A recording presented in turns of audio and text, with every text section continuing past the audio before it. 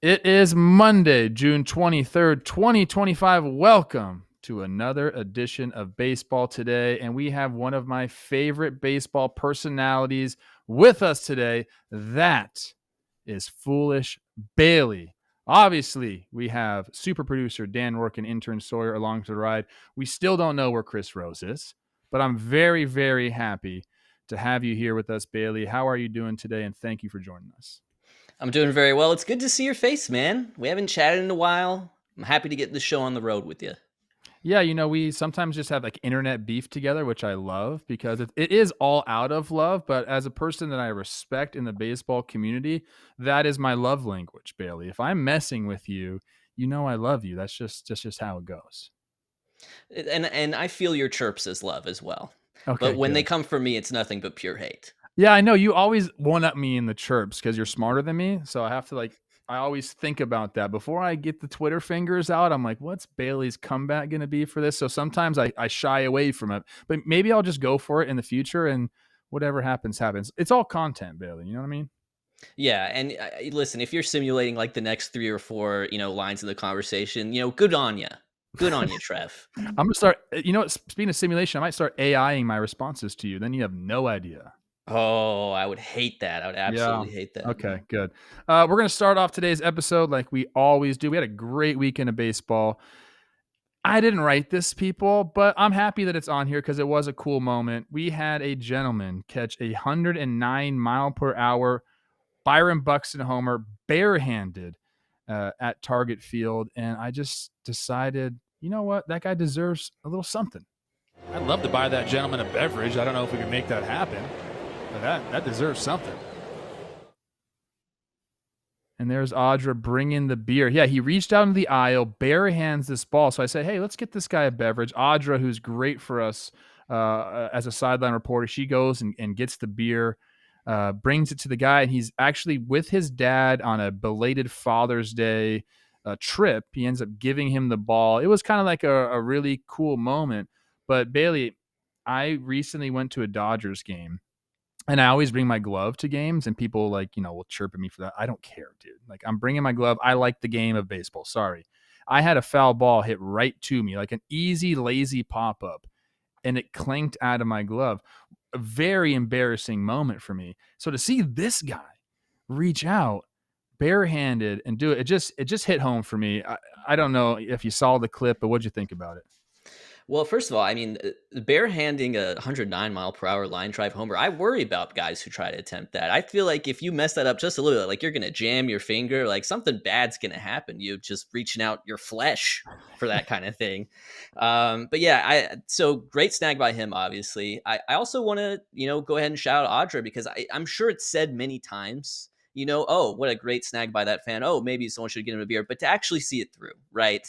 Like, Mm-hmm. is she not the real MVP? Not that I'm trying to take away credit from you on this one, but she's the one who really saw it through and delivered the goods. She really is awesome, and she likes to do a lot of fun stuff around the park, and she's very well prepared. So I do want to shout out Audra Martin. Go follow her on her social. She's really, really good. I tried to get her into the warehouse when Kelsey was out giving birth, and she would have been a great addition. So if there ever is a need, again, if Kelsey needs to go somewhere, Audra's our girl. It was Valentine's Day, so she was like doing a trip. Didn't get to do it, but shout out Audra. Shout out, I believe the guy's name was Joe.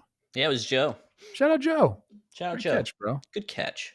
Let's get to some ball, though. And I think one of the most entertaining, maybe anticipated series is probably a better word for it, was the Phillies in the Mets series. The Phillies ended up taking 2 out of 3 games. And by doing that, this is your NL East, Bailey. They end up having a 1-game lead over the Mets.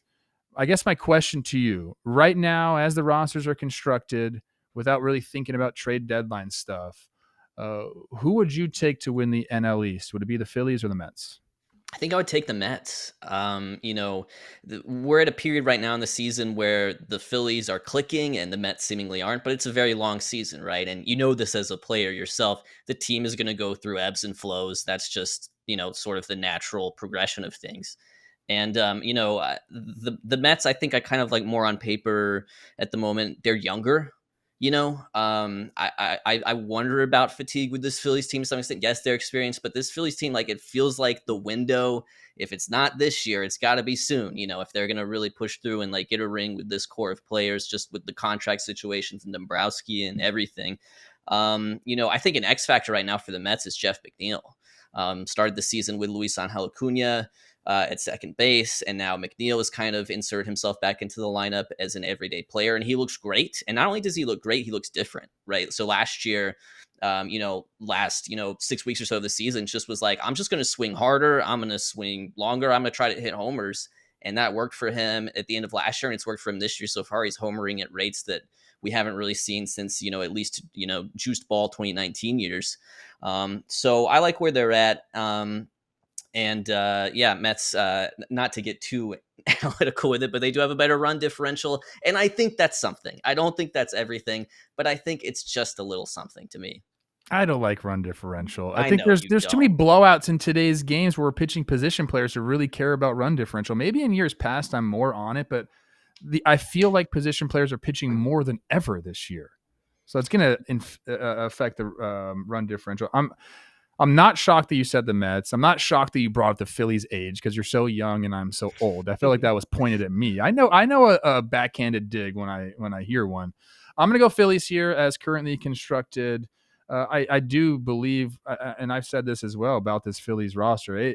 The windows, it's not there forever for this team. You meant the expiring contracts, stuff of that nature.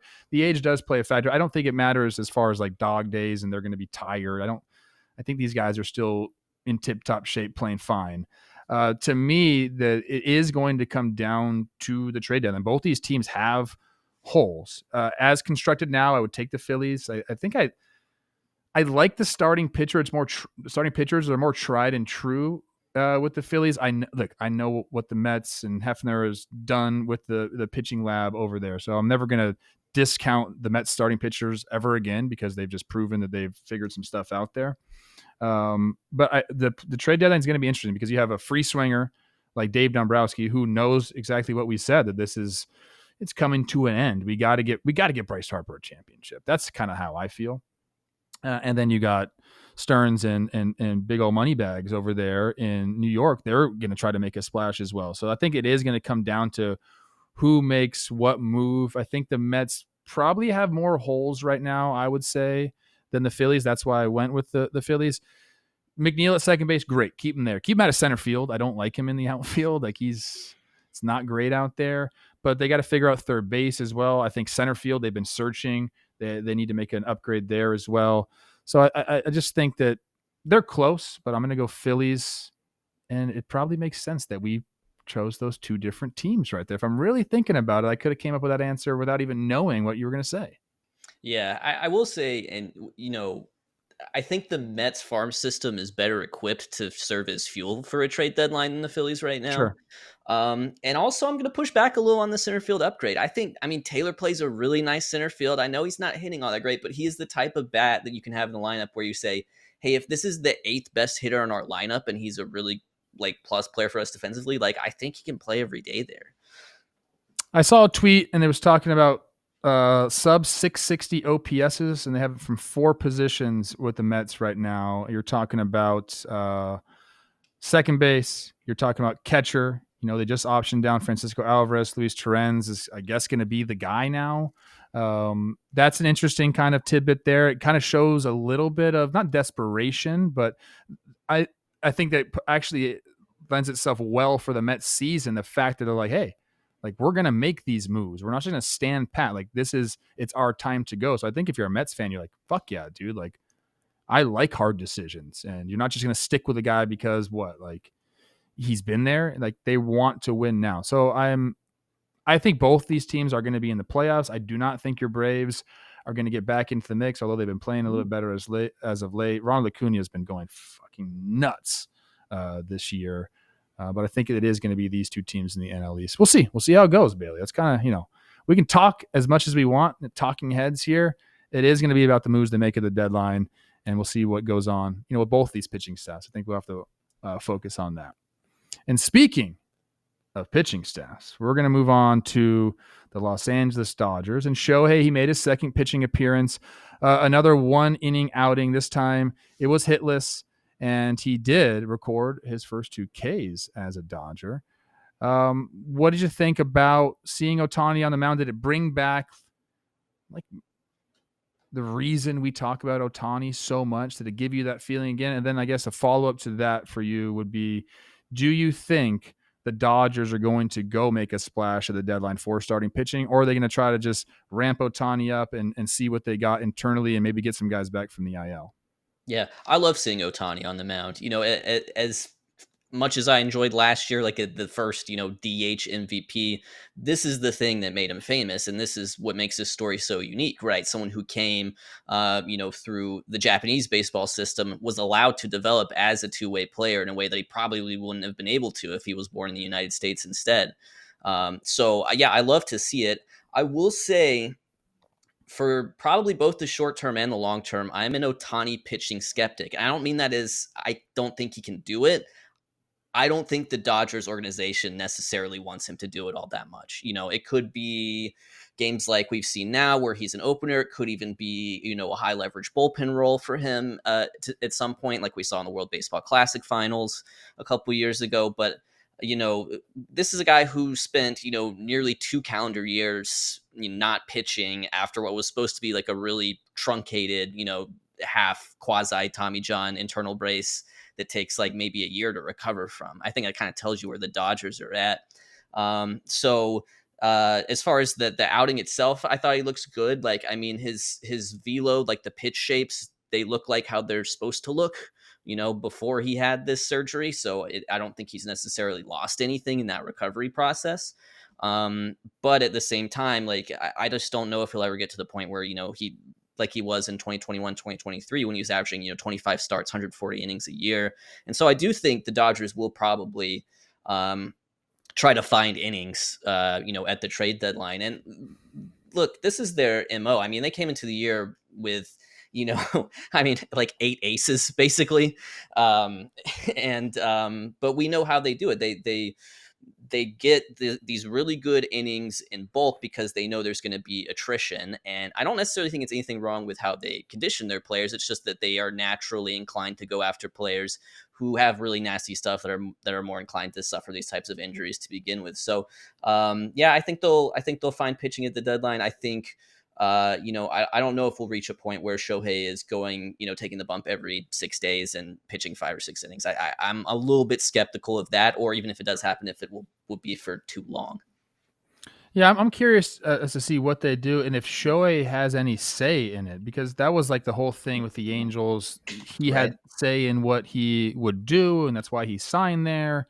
Are the Dodgers going to offer him that as well? It kind of seems like yes, because he was feeling good and pushing to pitch. So instead of him continuing these pregame, like live BP sessions, it was him that put his foot down and said, I'm ready to go. Like, let's do these sessions, but during a Major League Baseball game. So I'm curious if gets to a point where he's like, guys, 1 inning, let me go a little bit here. Let me throw 70 pitches. He was up to that mark. I believe his last live BP session got up that high. So if he steps in and says, what are we doing? You're pitching me. I need to help this team. I'm curious as to what they would say to that. Would they say, okay, Shohei, or would they kind of push back on him? Because I think it will come to that eventually. I don't think he wants to throw 1 inning. I don't think that's what he signed up for. He says he had a quote about doing both is the norm for me. It's not like this is something special. This is what I'm used to. I want to get back to that. So I'm curious if that makes its way into the discussion at all. And you're right. I mean, as far as the Dodgers, I mean, they did sign up for this. They didn't sign up for, I guess, all these injuries, but they knew there was a possibility. So right now, Glasnow, Gonsolin, River Ryan, Sasaki, Snell, and Stone still all on the IL for them. I'm curious to see if that is their splash at the deadline, if they go and say, let's go get, Sandy's going to be available. He's looked really good over the last, like 7 starts. So he's probably going to be the guy that people are looking to. Zach Gallen,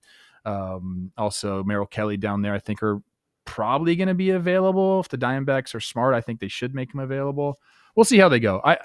Part of me thinks that they're not going to go deep into the starting pitching market, and they're just going to kind of rely on what they have and getting some of these guys back, because they got a bunch of guys in the bullpen too. If they, I don't know, it feels like they can mix and match enough where they don't have to go do that. If they did go out and sign a Sandy, I don't think anybody would be surprised, because it would just feel like, oh, there's the Dodgers, they're doing this again.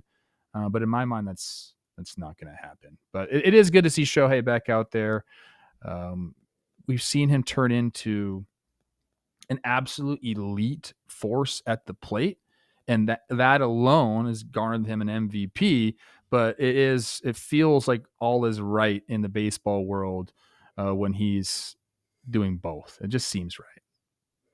Completely agree. And he's got pop, Bailey. That guy is leading the National League in homers. You know what else has pop? Ollie Pop has pop. Today's episode is sponsored by Ollie Pop. 2 out of 3 of Americans say they suffer from digestive issues, and 95% of Americans don't get the daily recommended amount of fiber. That's a problem. Ollie Pop is tackling both of these issues with a drink that tastes just like soda. Take care of your microbiome. Taking care of your microbiome may be one solution to your digestive problems. Prebiotic fiber is the food source for the beneficial probiotic bacteria in your gut, and Olipop has 9 grams of prebiotic fiber in every can that can help support your digestive health. Olipop has delicious, nostalgic flavors like vintage cola, classic root beer, orange squeeze, classic grape, strawberry, vanilla, cream soda, and cherry cola. I'm a cream soda guy. I don't drink the other stuff, but Olipop was nice enough to send me out a package that had some cream soda in it, and my goodness, it's like I'm back as a kid again. It's delicious. You can get a free can of Olipop when you buy any 2 cans of Olipop in store, and we'll pay you back for one. This works on any flavor at any retailer. To check it out for yourself, go to drinkolipop.com/baseball today. That's drinkolipop.com/baseball today. What's your flavor? Like, you know, if you're drinking a soda, what's your go-to flavor? I mean, I like an orange soda, honestly. Really? Yeah. All right. I didn't have that for you. I don't You even didn't know have why that I down. like cream soda. It's I like a just classic cola as well. okay. That seemed like a boring answer. Chalk. Orange soda. What are you drinking orange soda with? I mean, before we get to the next question, you're having a meal and you want to complement this meal with an orange soda. What is it? Soda does not go with a meal. Soda is a thing that you have at 3 p.m. in between meals. Oh, okay. Not a food and wine pairing situation. No, that's just too much. That's too much going on. You can't possibly be. Maybe if you want to eat some like peanuts or something as your snack too, along with that. But no, that's soda is specifically designated 3 o'clock in the afternoon beverage. Fine. I'll try that out today, maybe. You said peanuts. Who likes peanuts? Elephants like peanuts. Who is hitting as big as an elephant? That's a weird segue, but I'm going to roll with it. It's Cal Raleigh, big dumper.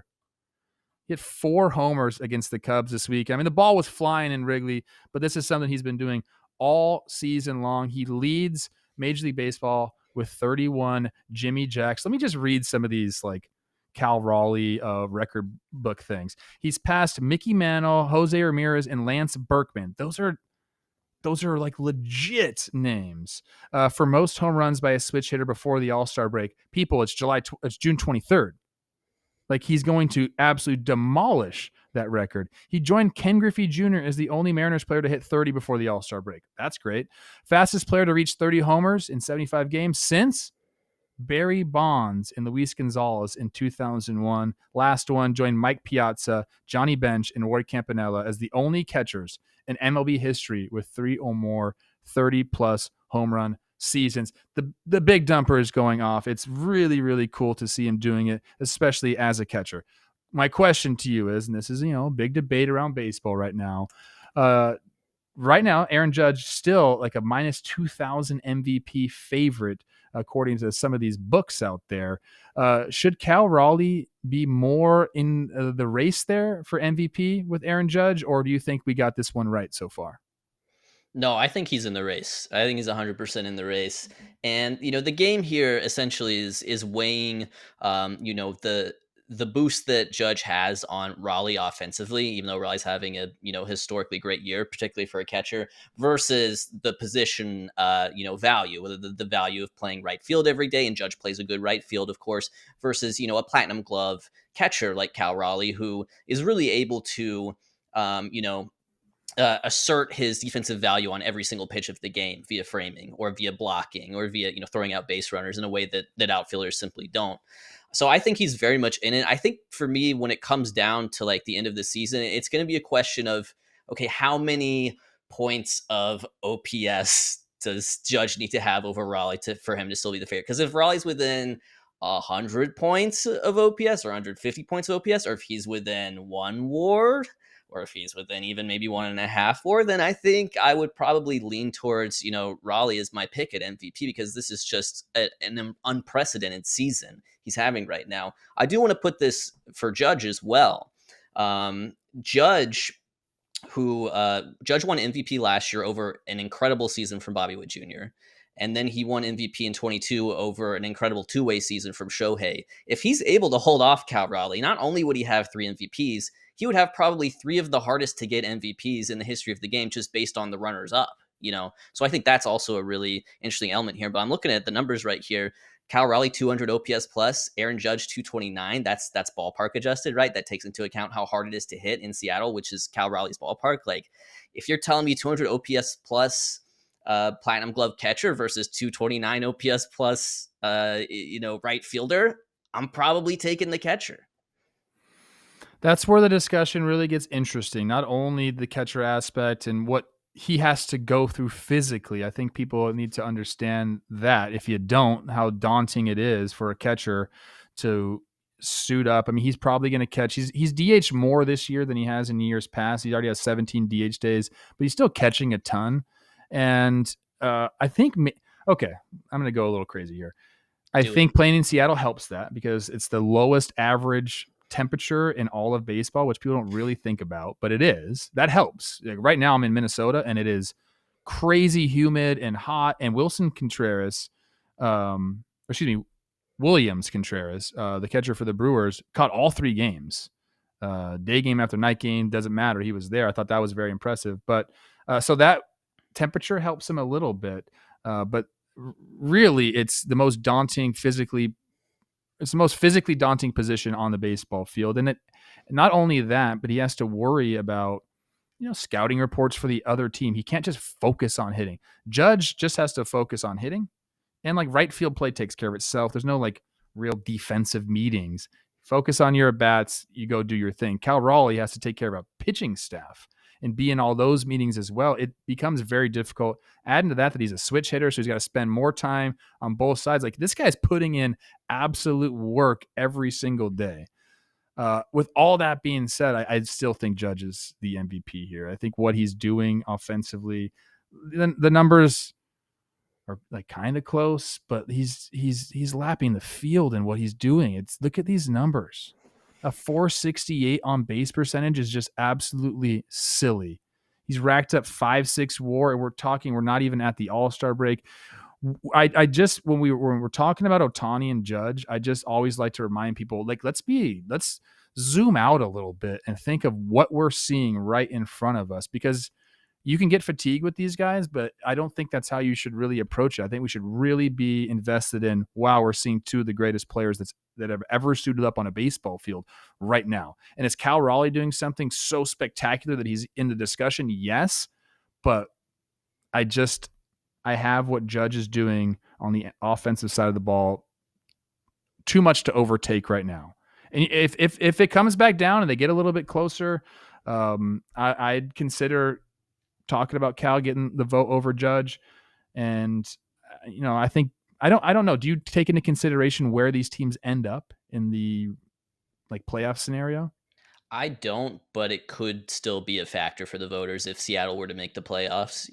For the Yankees, I don't think it would matter as much because they're probably going to go to the playoffs either way, and Judge isn't going to get that type of credit for dragging his team along He as should, Raleigh though. would.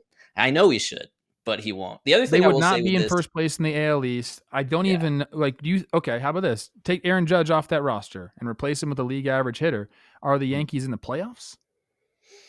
I guess Maybe probably not. because it's like Maybe not. 500 for the playoffs in the American Yeah. League. The Maybe Mariners are not. surely nowhere near. Right. So I don't know. It's an interesting discussion. I lean Judge, and I think you're still there, but you're Can, probably more on the Raleigh side than I am. I definitely am. And I think, one element here is that just based on how these guys are pacing right now, it's probably easier to imagine Judge having a 1200 OPS than Raleigh hitting 65 homers. You know what I mean? So The second that's an half of the element season as is well. coming. Yeah, Yeah. physically it'd be difficult. How about this? If he hits 60 homers, I'm voting for him. Or what if he just out homers Judge like he is right now, regardless of anything else? That's a good question. If he has like 55 and Judge has 54, Yeah. do I I vote mean, the for record for Raleigh? homers in the season, that's Salvi. That would be obliterating it. 41 for Sally or 42, something like that? That was more than that, but I can't remember. It was 48. 48? Yeah. Oh shit. But Okay, still, I mean, if he Salvi. if he hits 55 homers, I mean, that is obliterating the record. I guess I'm gonna not answer right now. I'm Okay. still, the jury's still out. I'm going Judge, but I'm open to having my mind changed. And you know what? We need more of that in America, Bailey. That's right. Okay. I'm a real close-minded guy over here. I'm sticking with my guns. What about closed fists? How about that? Ooh, Because how we about had a that? little fisticuff out there in Anaheim on Friday night. We had benches cleared after Hunter Brown goes up and in and hits Zach Neto with a fastball. Neto not happy, says that's twice, bro. And he's referencing the fact that Hunter Brown hit him last year as well. There were some interesting quotes after the game. Hunter Brown said, honestly, he almost swung, so I don't know what he's talking about. He stands right on top of the plate. He doesn't like when he gets hit, but that's his problem. I got to command the inside part of the plate. I understand that for Hunter Brown. Zach Neto, on the other hand, says, you go back to the history that we have. It's not the first time he's done it.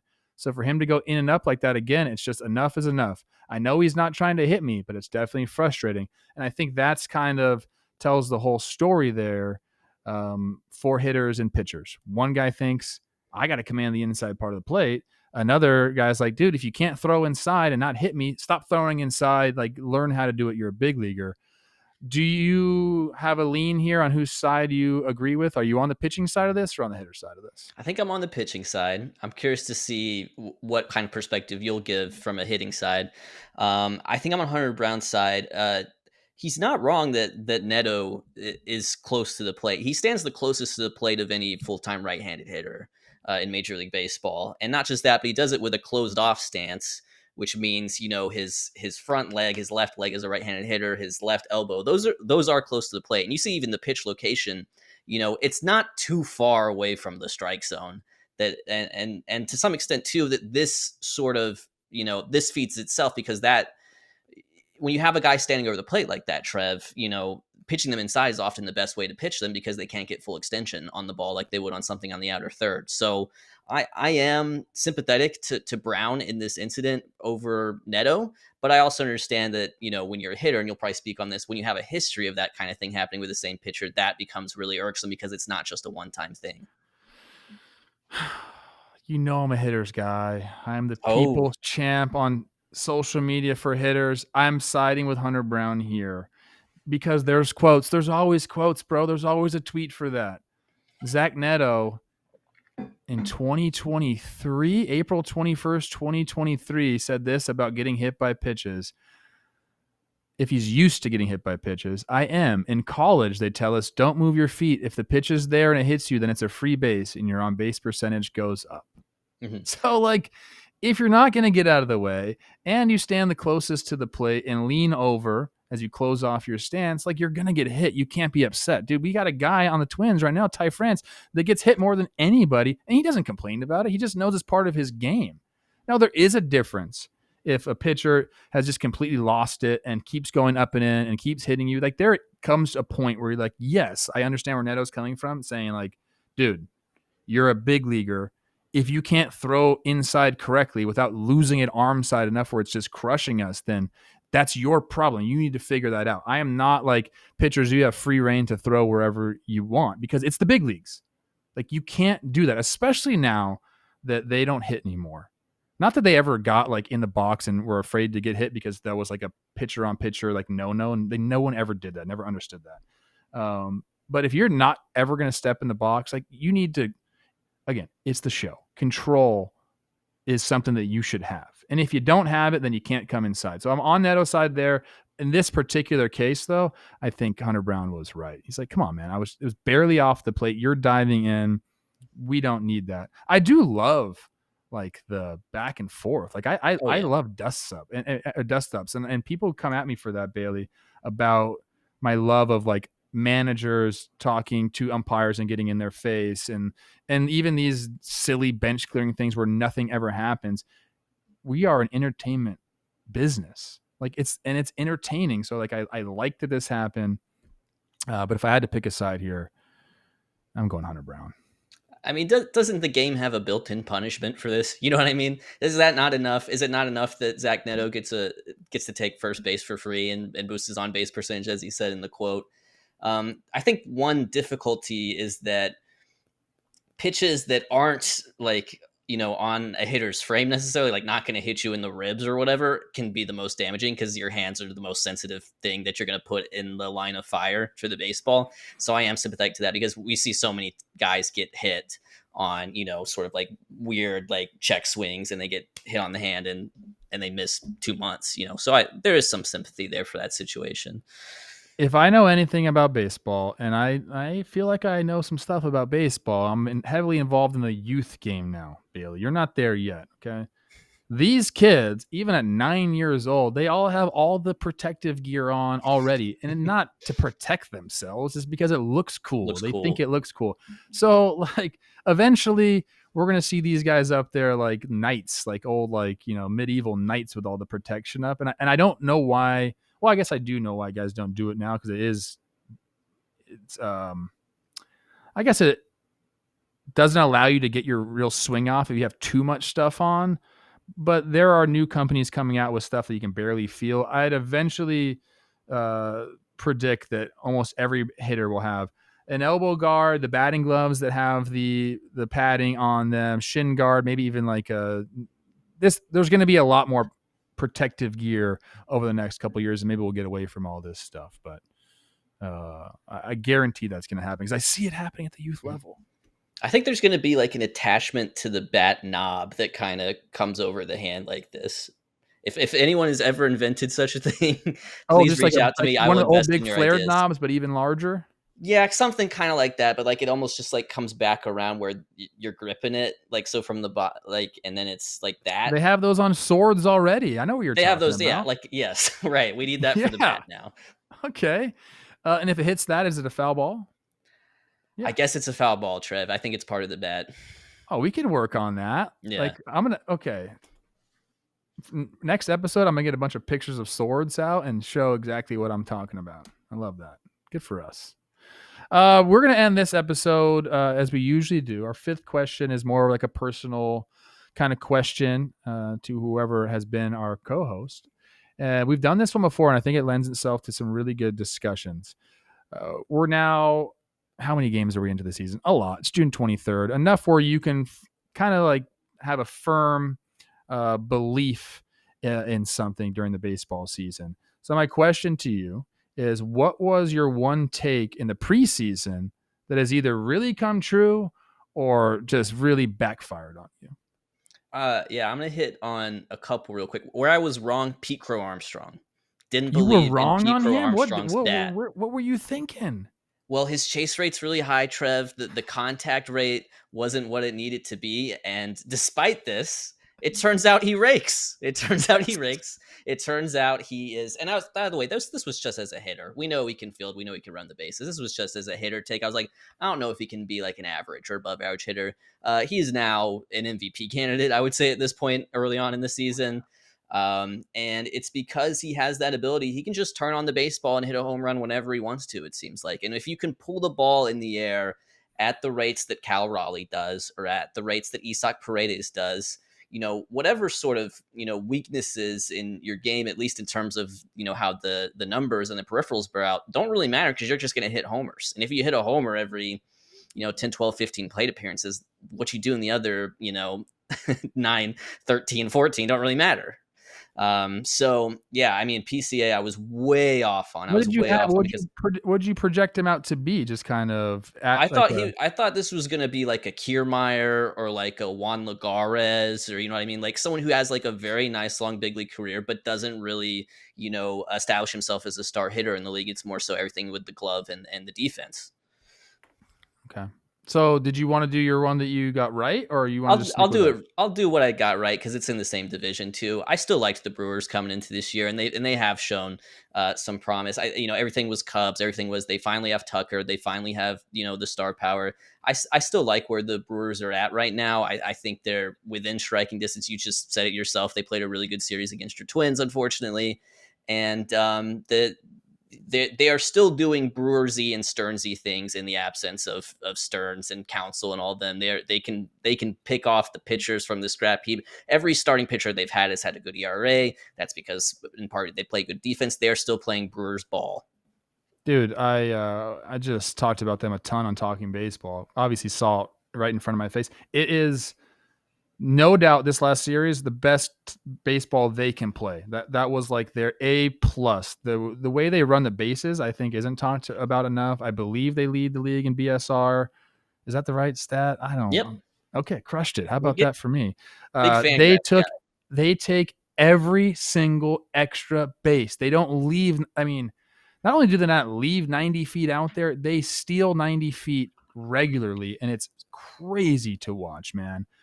They did not strike out a ton in this series. They fouled off so many pitches and drove the pitch count up on our starters, and then just they scored, I believe it was 26 runs, Bailey, the first two games without hitting a homer. Like they were just running, and it was very impressive. So they do need some love. I am going to, in the same vein, almost same types of teams.